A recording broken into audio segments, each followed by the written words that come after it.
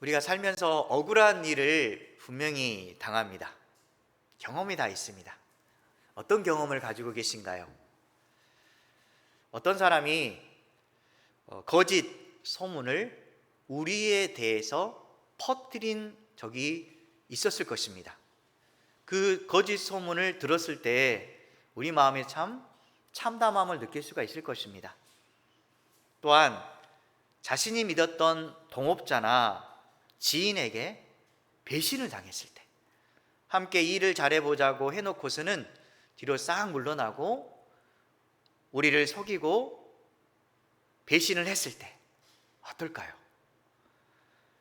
내가 누군가를 돕기 위해서 선한 말을 했는데 이 말이 잘못 와전이 되어서 관계가 깨지기도 합니다. 그래야 해서 상처를 준 사람으로 내 자신이 몰리기도 합니다.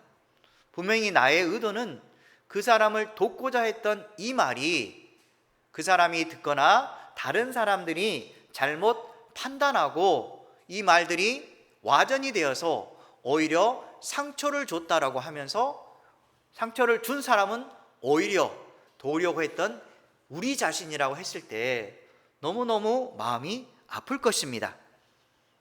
또 한 가지 우리가 생각해 보면 내가 분명히 어떤 일을 하지 않았음에도 불구하고 내가 하지 않은 그 잘못에 대해서 다른 사람이 했음에도 불구하고 내가 잘못을 뒤집어 썼을 때 너무너무 억울할 것입니다. 우리가 억울한 일을 당하면 우리 마음속에 너무나 당황스러움을 느낄 수밖에 없었고 또한 분노가 치밀어 오릅니다. 그리고 극도의 절망감이 생기기도 하고 배신감이 몰려오기도 합니다. 이렇게 어렵고 당황스럽고 힘겹지만 그래도 우리는 그리스도인이라는 사실을 느끼며 살아갑니다. 그래도 내가 하나님의 사람인데 어떻게 해서든 이 억울하고 힘겨운 상황을 풀어보고 싶고 지혜롭게 대응하고 싶은 마음이 우리 안에 있는 것입니다. 억울한 비난을 받았을 때 어떻게 대응해야 될지 바울의 모습을 통해서 한번 나누어 보도록 하겠습니다. 1절부터 보면 바울은 첫 번째로 이런 비난과 모욕을 받았을 때 그는 사람을 바라볼 때 오히려 온유함과 관용으로 바라봅니다. 어떻게 이런 마음을 가질 수가 있을까요? 그는 가장 먼저 사람은 절대 미워하지 말라고 합니다. 죄는 미워하되 사람에 대해서는 사랑과 관용으로 품으려고 그는 노력하는 것입니다. 하지만 다른 한 가지, 죄에 대해서는 담대한 태도로 그는 말을 합니다. 사람의 모습에 대해서는 그를 사랑과 관용으로 바라보지만 그가 지은 죄에 대해서는 반드시 담대하게 말하라고 하는 것입니다. 바울은 고린도 교회와 관계가 이제 조금씩 회복되어 가고 나아가고 있지만 주변에 있는 반대 세력에 의해 사도권을 공격받고 그를 대적하는 세력들로 인하여서 여전히 영향력을 행사하고 있다는 사실을 고린도 교회를 통해서 알게 됩니다. 어떻게 그 대적들이 그를 공격했을까요?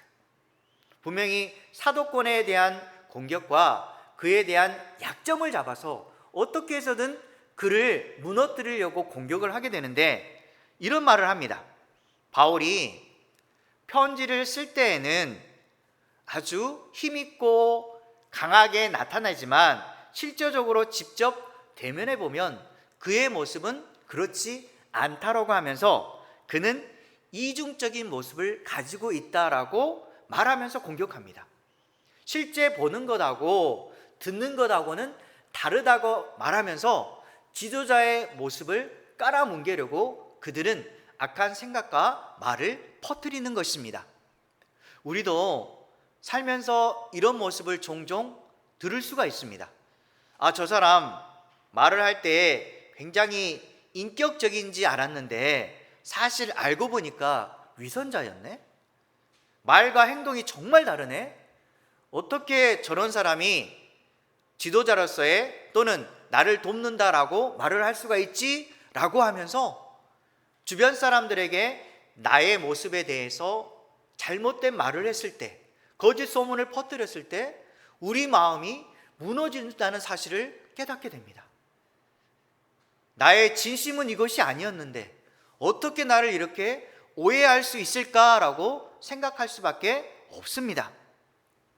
강하게 비난하는 그런 사람들의 모습을 보면 너무너무 마음이 아파서 내 진실을 밝히고 싶고 어떻게 해서든 내가 이 상황을 모면할 수 있는 그런 조건들을 가지기를 원하는 것입니다.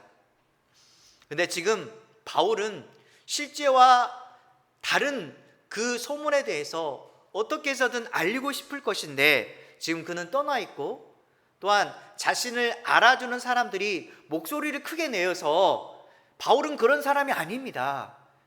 그분은 어떤 일이 있어도 우리를 위해서 책임져 주시고 끝까지 헌신하는 믿음의 사람입니다 라고 듣고 싶은 게 그의 솔직한 마음이었을 것입니다. 그런데 그 소수 대적들의 말에 고린도 교인들이 흔들리고 있다는 사실입니다. 그래서 그는 이 소식을 듣자 얼마나 심적인 고통이 컸을까요? 그런데 우리는 한 가지 좀 궁금한 게 있습니다. 왜 그는 성도들과 대면할 때 그리스도의 온유와 관용으로 대하고 떨어져 있을 때 편지를 썼을 때에는 왜 그가 강하게 책망하면서 비난할까요? 어찌 보면 우리도 봤을 때 아 다르고 오 다르듯이 참 저 사람 이중적인 모습을 가지고 있지 않나라는 생각을 가질 수 있습니다. 하지만 그는 고린도 교회에서 거짓 소문을 퍼뜨리며 악한 말을 하는 사람들의 그 일에 대해서 그가 떠나 있을 때 그 사실이 알려지게 됩니다. 그때 그는 지금 어떻게 할 수 있는 상황이 아닙니다. 그래서 편지를 써서 그들의 악한 모습에 대해서 그리고 거짓 소문과 비난에 대해서 잘못된 그 모습에 대해서 어떻게 해서든 변화하고 싶고 그들의 잘못에 대해서 경고하고 회개를 촉구하는 그런 담대한 태도로 말을 하는 것입니다. 우리도 그렇지 않습니까? 억울한 상황에 직면하게 되면 부드러운 말을 하다가도 갑자기 언성이 높아질 수가 있습니다. 그래서 어떤 방법을 통해서든 그 상황을 해결하려고 모든 방법을 동원하려고 할 것입니다. 바울은 사도의 권위로서 담대하게 고린도 교인들에게 모든 책망을 할 수도 있었습니다. 하지만 오직 그는 그리스도의 온유와 관용으로 성도들을 대하기를 원했습니다. 그러나 자신을 대적하는 세력의 잘못에 대해서는 단호하고 담대한 태도로 대하기 시작합니다. 우리가 이렇게 생각해 볼 때 분명히 하나님은 이웃사랑을 실천하라고 하시지 않으셨나요? 그 사람의 모든 잘못을 용서하고 사랑으로 품으라고 주님은 말씀하지 않으셨나요? 라고 우리가 분명히 알고 있습니다. 이러한 문제에 직면했을 때 하나님이 원하시는 진짜 태도는 무엇일까요?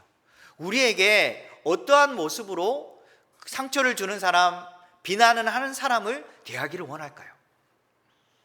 잠언서 28장 1절 말씀 함께 읽겠습니다. 악인은 쫓아오는 자가 없어도 도망하나 의인은 사자같이 담대하니라. 의인은 어떻게 한다고 말씀합니까? 사자같이 담대하니라. 분명히 비난을 받았을 때, 억울함을 느끼게 되었을 때 하나님께서는 의인으로서 사람에 대해서는 사랑하는 마음을 품되 그의 잘못된 죄에 대해서는 단호하고 담대하게 알려주라는 것입니다. 조금 전에 얘기했듯이 사람은 미워하지 않되 죄는 반드시 멀리하라고 했습니다.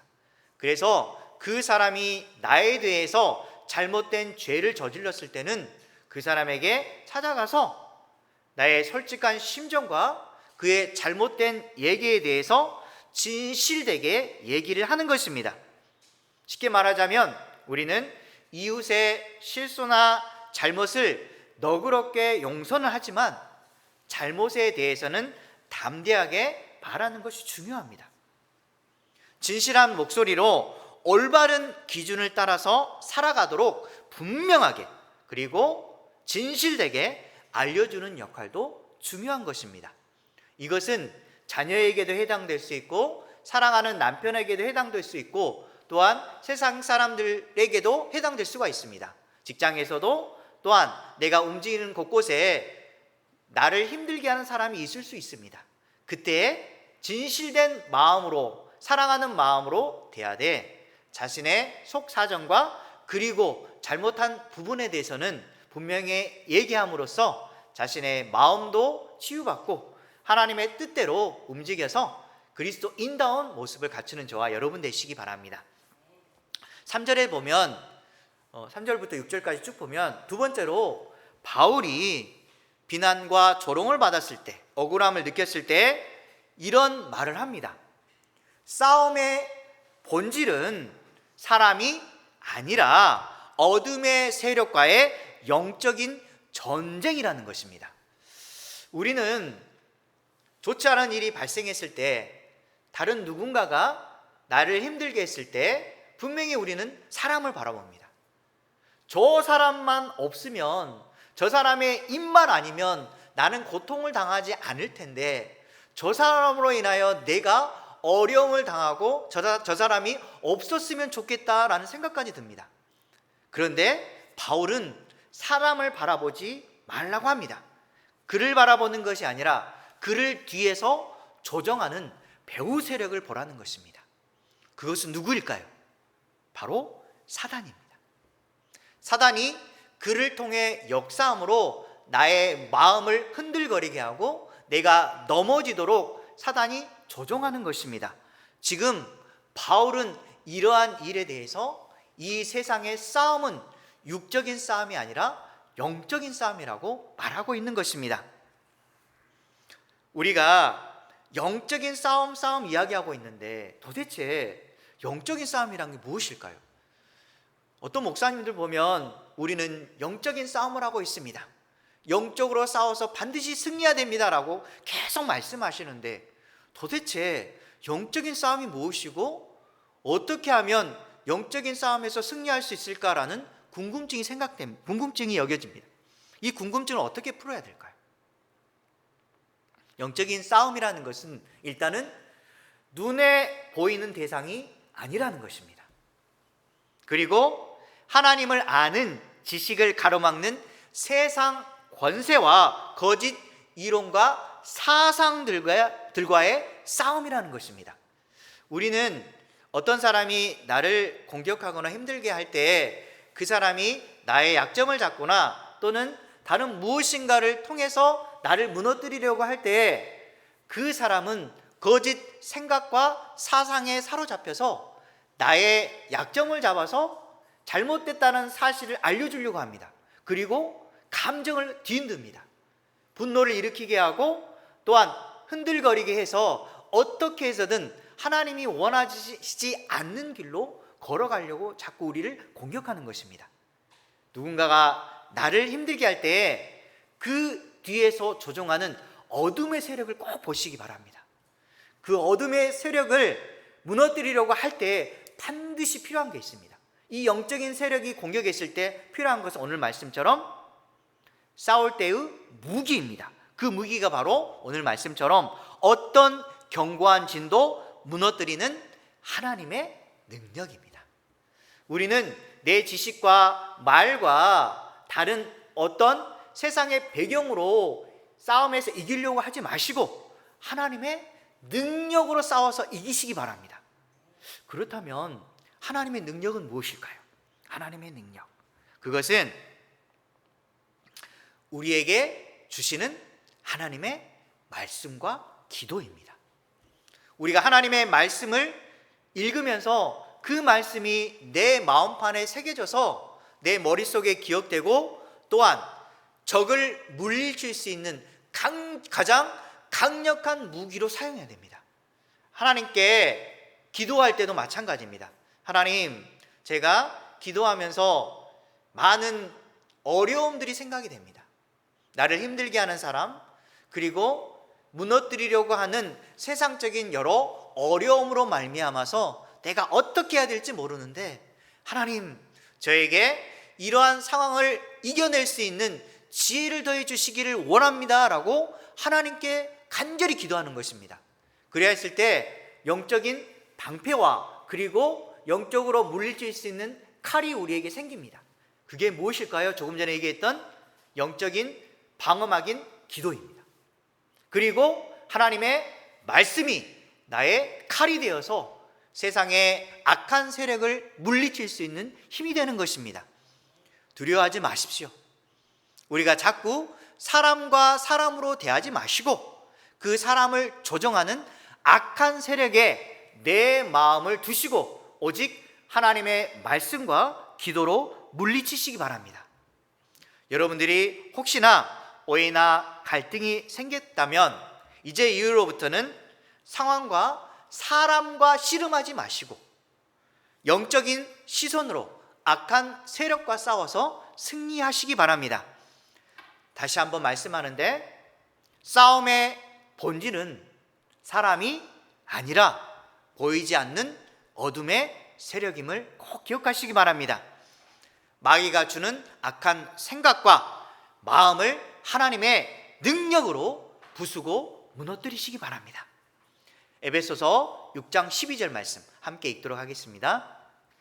우리의 씨름은 혈과 육을 상대하는 것이 아니요 통치자들과 권세들과 이 어둠의 세상 주관자들과 하늘에 있는 악의 영들을 상대함이라.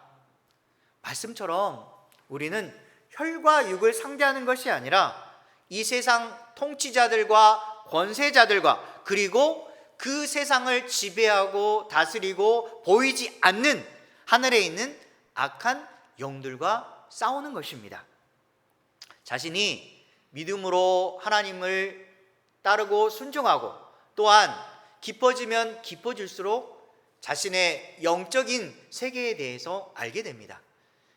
조금 전에는 믿음이 약했을 때에는 하나님의 그 깊이 있는 말씀과 영적인 세계에 대해서 잘 깨닫지 못하지만 하나님의 말씀을 읽고 기도를 깊이 하면 할수록 지금 이 세상의 싸움은 세상을 지배하고 있는 악한 영들과 싸움이구나. 그래서 내가 넘어지지 않도록 철저히 믿음의 자세로 준비해야 되겠구나. 내가 전신갑주를 입고 세상의 악한 세력과 싸워서 승리해야 되겠구나. 그래서 넘어지지 않는 믿음의 강력한 사람이 되어야 되겠구나라고 생각이 됩니다. 그래서 항상 우리에게 필요한 것은 하나님의 말씀과 기도입니다. 사탄은 하나님의 존재를 부인하려고 합니다. 그리고 말씀을 거짓으로 만드는 이론을 통해서 하나님의 사람인 우리를 공격하고 무너뜨리려고 한다는 사실을 꼭 기억하시기 바랍니다. 어떻게 해서든 우리를 이간질합니다.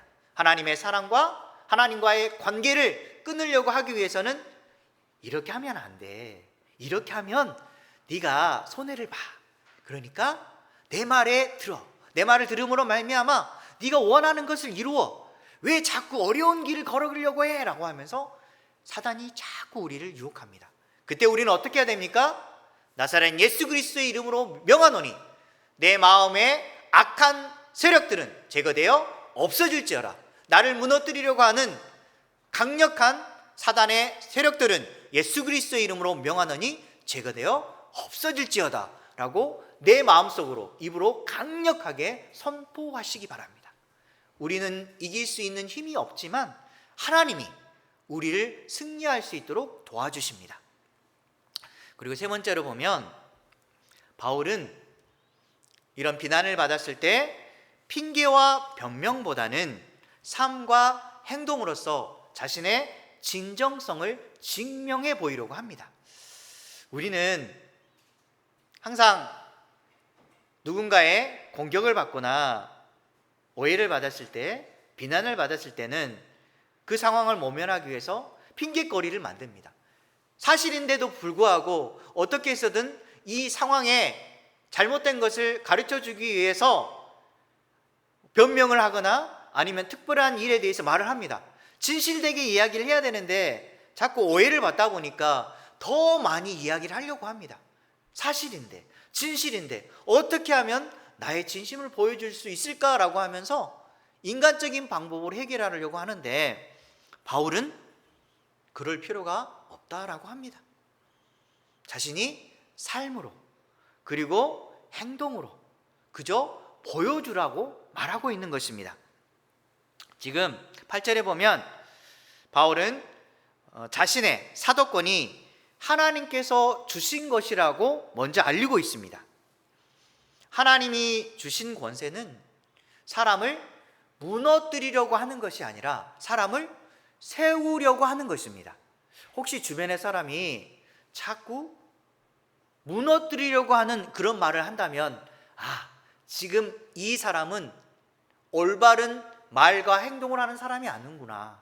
하나님의 사람은 조금 전에 얘기했듯이 세우려고 합니다. 어떻게 해서든 그 사람을 도와주기 위해서 잘된 길을 가도록 그 사람이 좋은 역할을 하려고 합니다. 하지만 악한 세력은 자꾸 무너뜨리려고 하고 그 사람을 비방하고 공격함으로 말미암아 그 사람에게 창피를 주기도 하고 자신을 높이려고 하는 악한 마음을 가지는 것입니다. 그래서 지금 바울은 너희들 봐봐, 지금 어떤 말과 행동을 하고 있어.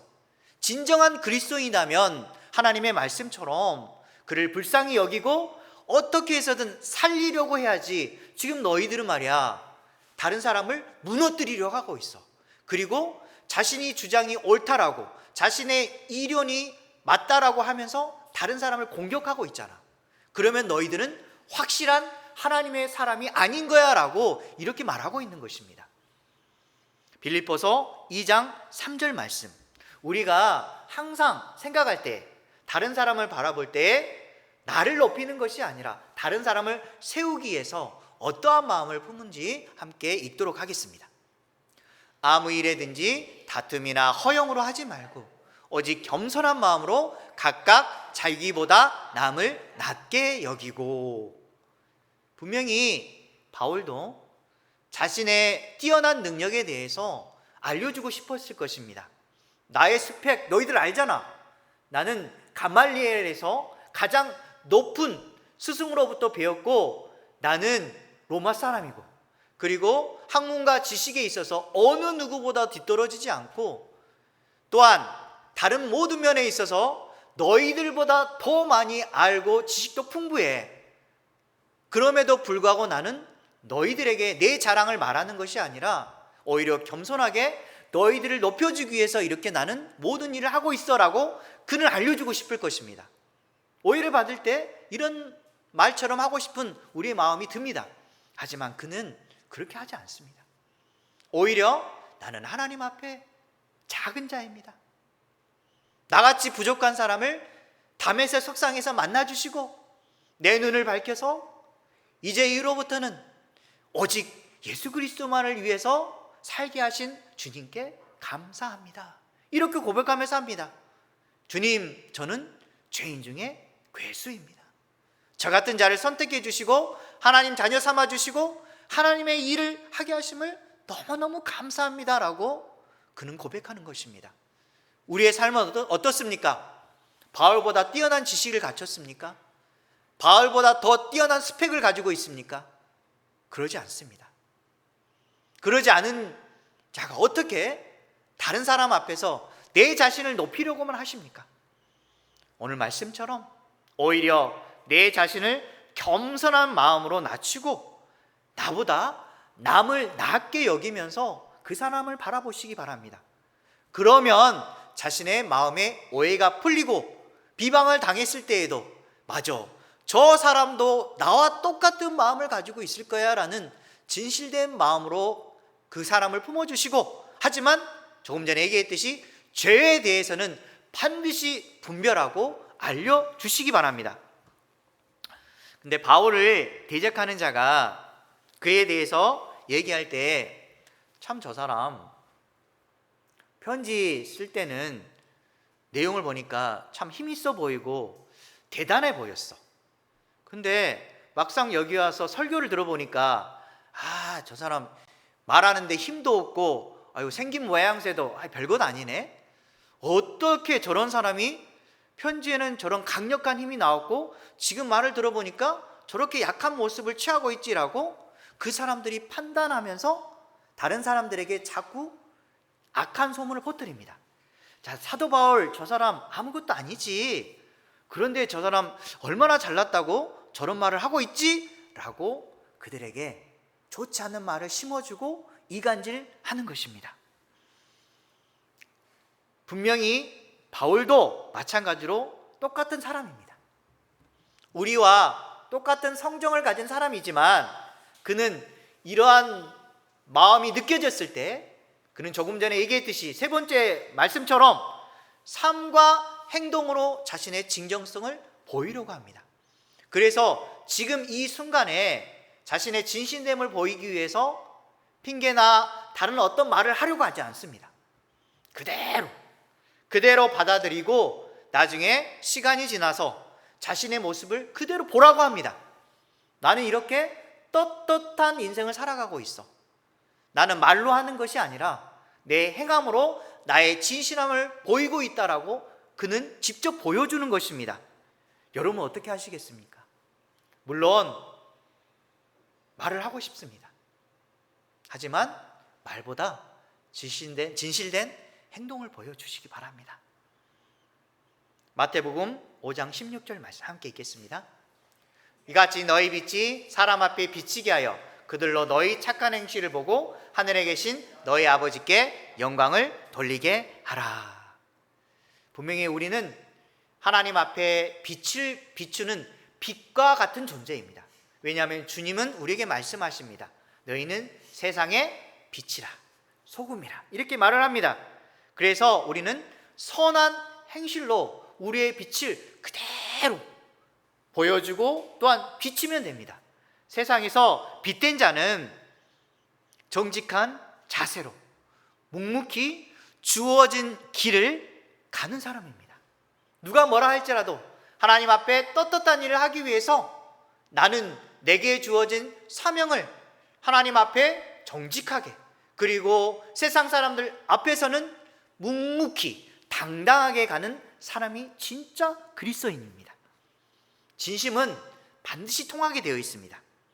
하나님이 우리의 중심을 보시고 사람 앞에 반드시 더 빛나게 하리라 믿습니다. 말씀을 정리하도록 하겠습니다. 의도와 다르게 오해를 받거나 정당한 대우를 받지 않을 때 우리는 억울함이 뜹니다. 억울한 상황에서 즉각적으로 감정에 휘둘리기 쉽지만 그렇다고 감정대로 반응하면 더 큰 갈등을 만들어낼 수가 있습니다.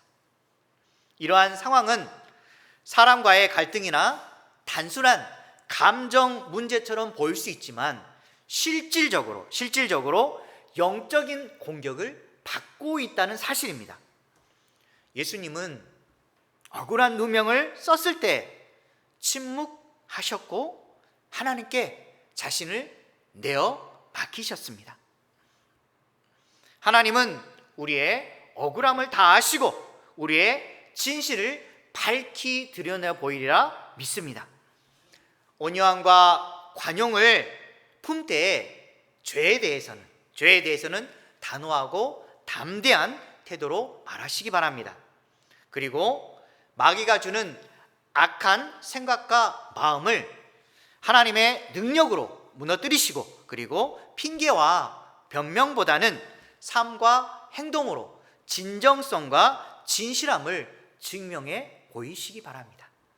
그래야 해서 비난과 어려움 속에서 오히려 빛을 발하는 그리스도인다운 모습을 갖추는 저와 여러분 되시길 주님의 이름으로 간절히 축원합니다.